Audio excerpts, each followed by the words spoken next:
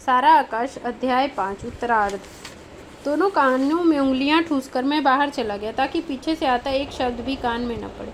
सांझ हो रही थी और गाय भैंसों का झुंड सारी सड़क के रिक्शे टांगों को एक ओर समेट धूल उड़ाता गोबर फैलाता लौट रहा था। मंदिर या संघ में जाने का तो कभी ख्याल ही नहीं आता, जैसे उन सारी चीज़ों से बहुत दूर चला आया। जिस व्यक्ति या उनसे संबंध था वह दूसरा कोई आदमी था, मैं नहीं था। सब मुझे बेकार और समय की बर्बादी लगते थे। साथ ही लगता था कि आजकल वे लोग कैसे समय बर्बाद करते हैं इन सब में। अपने उसी पार्क में आकर चुपचाप पड़ गया। यहीं तो विवाह के पहले दिनों में आकर लेटा करता था। दिन छिपने में अभी काफ़ी देर थी। लोग पतली पतली सड़कों और पगडंडियों पर इधर से उधर टहलने जा रहे थे। उनका चलना और हंसना देखकर लगता था मानो इन्हें कोई चिंता ही नहीं। आया खिलखिलाते बच्चों को गाड़ियों में घुमाने ले जा रही थी। कभी कभी कोई युवक और युवती आपस में घुल मिलकर और हंस हंसकर बातें करते चले जाते। पास के कोई लॉन में निर्निमेष खुली आंखों से उन्हें देखता मैं मन ही मन किटकिटाया करता। सालों कैसे निकल आए हैं, जैसे इन्हें खाने पीने की कोई चिंता न हो। बाप कमा कर रख गया होगा। घर में दोनों वक्त चकचक होती होगी, लेकिन घूमने इस तरह चले आए हैं जैसे सिनेमा देखने निकले हों। उल्लू के पट्टे, इन लोगों को कोई काम नहीं रह गया है। और अपनी इस विचित्र कुड़ैली आदत पर क्रोध भी आया और हंसी भी। मुझे क्या हो गया है यह, दूसरों की हंसी खुशी भी नहीं देख सकता, लेकिन मैं जैसे अफीम के नशे में निस्पंद और निश्चेष्ट पड़ा इधर उधर देखता रहा, मानो असहाय और बीमार पड़ा हूँ और उठा नहीं जा रहा। अध खुली आंखों से चारों ओर देखता रहा। वे लड़के क्रिकेट खेल रहे हैं, वे दो लड़के साइकिल पर लदे चले आ रहे, वह आदमी घूम घूम कर किताब पढ़ रहे, वे चार लड़कियां चोटी झुलाती चहलकदमी कर रही, वह लड़का पिल्ले के पीछे भाग रहा है। लो फिर यह एक जोड़ा है। यह लगता है जैसे किसी दूसरे लोक से सब कुछ देख सुन रहा है। बस घर से आती आवाज़ें मानो यहाँ तक पीछा करती चली आ रही हैं। उफ, वह घर है, कीड़े कुलबुलाता नरक है, नरक। रोटियों में आज घी क्यों नहीं लगा भाभी? थाली परोसकर जैसे ही प्रभा ने अमर के सामने सरकाई। अमर रोटियों की सूरत देखते ही तुनक उठा। घी खत्म हो गया लाला जी, प्रभा ने मुलायम स्वर में बताया। अभी कल परसों ही तो सेर भर लाया था, खत्म भी हो गया? उसने तेज होकर पूछा। था ही कितना, प्रभा काम में लगी रही, इसलिए बिना ध्यान दिए ही बोली। अब तुम देख ही रहे हो, घर में ही काम आ रहा है। अमर को यह शायद अपनी उपेक्षा लगी। उसने उद्दिक्त भाव से कहा, यूँ नहीं कहती सारा, अपने खसम को चटा दिया। घर का नाम क्यों लेती हो? हमें दिखता नहीं है, घर में किसी को मिले या ना मिले, लेकिन समर भैया की दाल में खूब घी डाला जाएगा, रोटियां खूब चुपड़ी जाएंगी, बस हमारे लिए। क्या है अमर? मैं चीख पड़ा। उसे यह नहीं मालूम था मैं पॉली में बैठा बैठा जूतियों पर पॉलिश कर रहा हूँ। मैं चिंगारी निकलती आंखों से उसे यूं ही घूरता हुआ, एक हाथ में ब्रश एक हाथ में जूता लिए रसोई में आ खड़ा हुआ। मुझे देखते ही वह सकपका कर चुप हो गया। रोटी के बहुत छोटे छोटे कौर चुभने लगा। वह बैठा था। मैंने एक जोर से लात उसकी पीठ पर मारी और कहा, बेशर्म, बात करने की तमीज़ नहीं, लगाम मुंह में है ही नहीं, जो जी में आया सो बक दिया। मैट्रिक में पढ़ते हैं ये। पिट कर एक बार उसने मेरी ओर देखा और थाली फेंक कर एकदम भन्नाता हुआ हनहनाता बाहर भाग गया। वहाँ गला फाड़ फाड़ कर रोने लगा। प्रभा ने रोटियां बनाना छोड़ झटके से गर्दन मोड़ कर मुझे घूरा। तुम कहाँ बैठी बैठी बातें सुनते रहते हो? बड़े आए हिमायत लेने वाले, जाओ यहाँ से बाहर। जूता लिए चौके में चले आए। मैंने गला फाड़ कर कहा, चुप रहो, ये इतना बड़ा हो गया, इसे बात करने का कायदा नहीं है। तभी सारा दम लगाकर अम्मा वहीं चारपाई से चीखी, क्यों रे समर के बच्चे, इधर तो आ जरा, बस तेरी ही बहू लगती है, किसी और की नहीं लगती।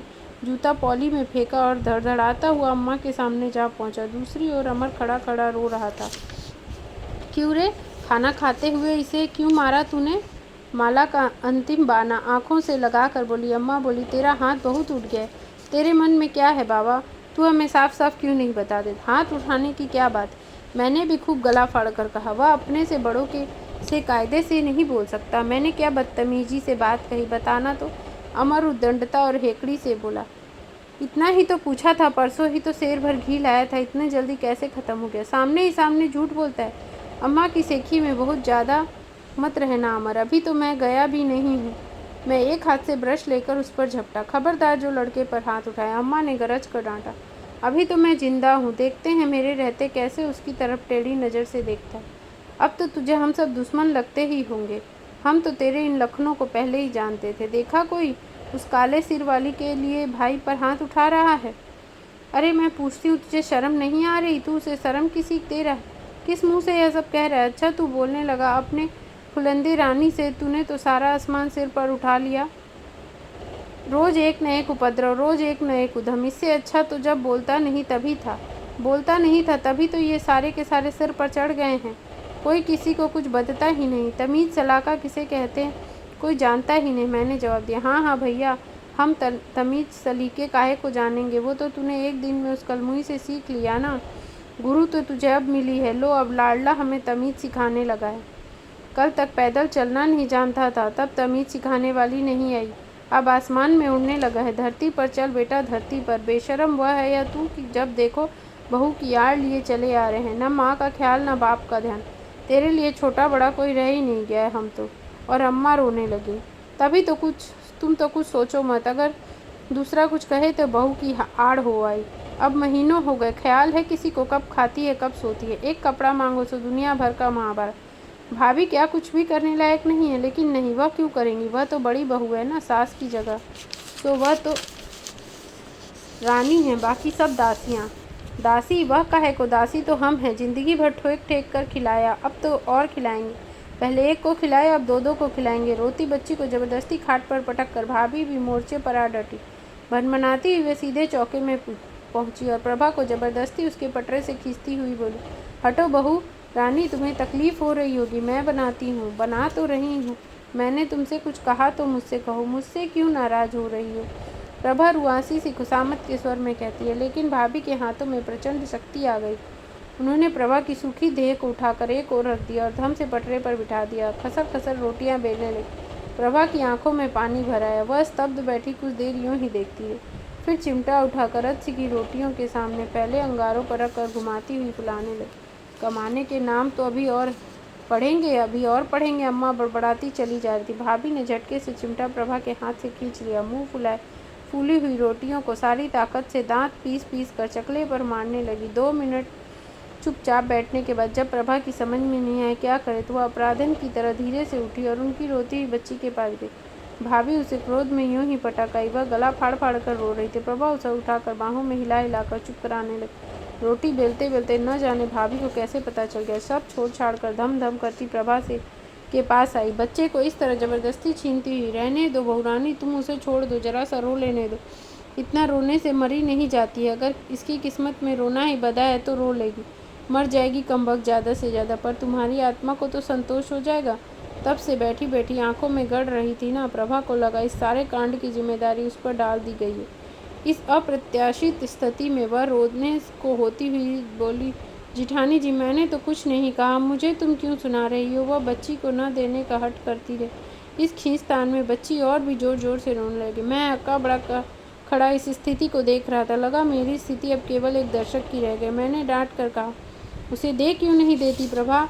फिर जैसे जान छुड़ाकर भागते हुए बोला, या तो कुछ मत कहो या कुछ कहो तो अलग अलग सब भन्नाएंगे। प्रभा से बच्ची छीनकर भाभी ने उसे फिर खाट पर पटका, फिर चौके में चली गई। जाते जाते इतना मेरे सामने हो चुका था, पता नहीं बाद में क्या हो। जानता था प्रभा को किसी तरह के तूफान का सामना करना पड़ेगा। मेरा दिमाग तो एकदम सुन्न हो गया था। घर की सारी स्थिति की याद से पार्क में लेटे लेटे भी मेरे सिर की नसें चटकने लगी। अचानक कहीं बहुत पास ही बंदूक चलने जैसी गगनभेदी आवाज़ से चौंक कर मैं इस तरह उछल पड़ा मानो जैसे कोई मुझे निशाना बनाकर बंदूक चला रहा हो।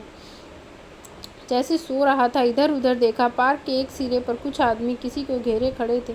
सब कुछ भूल भार कर जल्दी जल्दी उधर पहुंचा। 10-15 आदमियों के भीड़ के बीचों बीच लंबी सी जीभ और झाग निकाले मुड़ी गर्दन वाला एक विशालकाय घोड़ा चारों टांगों फैलाए दम तोड़ रहा था और खून की गाढ़ी गाढ़ी धारी झुलसी घास वाली जमीन पर कुछ देर बहकर सूख गई थी। घोड़े की सामने वाली टांगों के ऊपर के पुट्ठे में बड़ा सा छेद बना था। वहाँ से खून के साथ साथ कुछ सफ़ेद तरल पदार्थ भी निकल कर आ रहा था। पास ही खाकी पैंट और सफ़ेद कमीज पहने एक सज्जन खड़े खड़े रुमाल से आंखों में बहते आंसू पोंछ रहे थे। एक हाथ में ज़मीन पर टिकी बंदूक पड़ी थी। लगा खड़े खड़े रो रहे हैं। मैंने एक साहब से पूछा, क्यों भैया क्या हो गया? उसने अफसोस से बताया, दरोगा जी का घोड़ा है, इसे भी बहुत प्यार करते थे। अब बहुत दिन से बीमार था, ठीक नहीं हो रहा था, सो मार दिया। हाँ अच्छा, प्यार करते थे, बीमार था सो मार दिया। ज़िंदगी भर सवारी की, अब बीमार हो गया तो मार दिया। एक दिन यूं ही बुढ़े बाप को भी मार देंगे। मैंने घृणा और गुस्से से मुंह बिचकार कर कहा, और भी जाने क्या क्या कहता। तभी उस आदमी ने तिरस्कार से मेरी तरफ देख कर कहा, जब बाकी सारी ज़िंदगी तड़पता और कष्ट पाता रहता तब ठीक था, अब 1 मिनट की तकलीफ़ हुई, बेचारा सारे दुखों से छुटकारा पा गया। किसी से कष्ट देखा जाता है, किसी से नहीं। मैं चुप होकर खिसियाना सा वहाँ से लौट आया। अलग जाकर मैंने अपने ठस माथे पर 2-3 बार हाथ मारा। यह मेरे दिमाग को आखिर क्या हो रहा है, जरा सी बात भी समझ में नहीं आती। बिल्कुल ठीक ही तो है, दरोगा जी ने क्या गलती की है। उसी तरह उस दिन सिरिस की बातें भी मेरी समझ में नहीं आ रही थी। बेचारा बिल्कुल ठीक ही तो बता रहा था, मेरा ही दिमाग कुंद हो गया है। रात को 10 बजे जब मैं घर लौटा तो मेरी समझ में कुछ नहीं आ रहा था। लगा सिर में यूं तो गोबर भरा है या कुछ है ही नहीं, बस माथे में जोर का दर्द हो रहा था। घर में बिल्कुल सन्नाटा था, सब लोग सो चुके थे, किवाड़ भिड़े हुए थे। भाई साहब या बाबूजी अभी तक बाहर से नहीं आए थे। मैं चुपचाप ऊपर छत पर चला गया। अप्रैल बीत चुका था, सब लोग ऊपर छतों पर ही सोए थे। अपनी कोठरी में आकर बिना कपड़े उतारे ही एक और बिस्तर पर जा पड़ा।